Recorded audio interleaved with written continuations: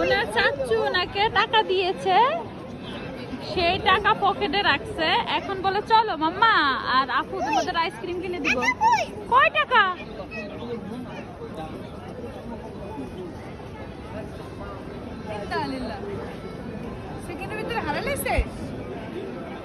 টাকা হারাই লাইছে। হারাই ফেলাইছে এখানে রাইখা চলে গেছে। এখন টাকাটা পাইছে আবার পায়া এখন আমাদের আইসক্রিম খাওয়া। ভালো বাবা, তুমি ভালো, গুড ভাগ্য নিয়ে আইছো। কোনো মানুষে নিল না টাকাটা, ওই টাকা দিয়ে দিচ্ছে।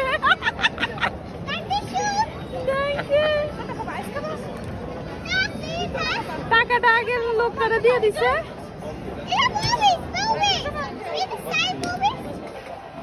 এই যে বলো, একটা কোকোসনস একটা ব্লুবেরিজ।